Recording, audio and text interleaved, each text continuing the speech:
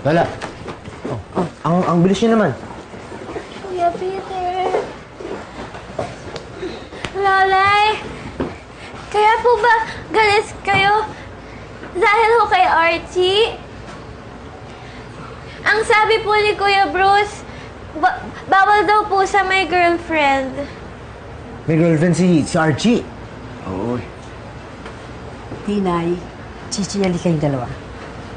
Go there, go there. Halika dito, Tinay. Tinay, Apo, naiintindihan mo ba ang ibig sabihin ng may ibang girlfriend si Archie? Hindi po. Pana ba? Oh. Wala siyang alam wala siyang naiintindihan. Mas mabuti siguro yung sabihin na natin kay Tina yung totoo. Hindi ba? Ganito yon. Noon, eto si Archie at ito naman si Tinay. Silang dalawa noon. Ngayon, nagkaroon ng ibang girlfriend si Archie. At nawala si Tinay. Ito ang kanyang bagong girlfriend. Kaya ngayon, silang dalawa na. Yun ang ibang girlfriend ni Archie.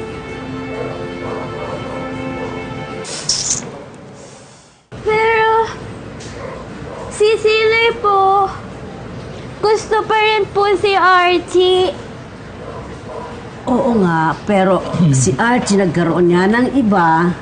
Tinay, hindi kasi pwede ang dalawang girlfriend. Kailangan isa lang. Tinay, may Kuya Bruce ka pa naman. Ako na magsusuklay ng buhok mo. Gusto mo. Oh, tapos may Kuya Peter ka pa din. Apo, kalimutan mo ng asawa si Archie.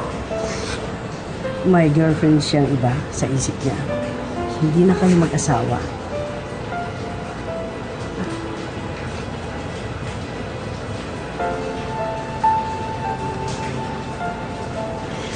Ayaw.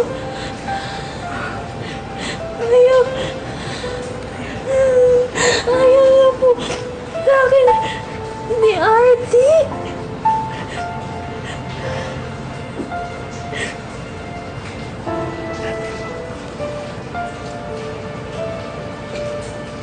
Bakit po? Bakit po ayaw na po sa akin ni Archie?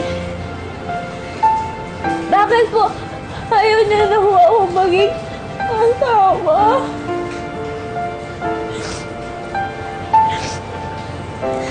Gusto ko. Sabi pa rin ho kami matulog. Gusto ko. Sabay ho kami kumain at saka susuklayan na pa rin po ako ng buhok. Lolay, gusto ko pa rin pong asawa si Archie.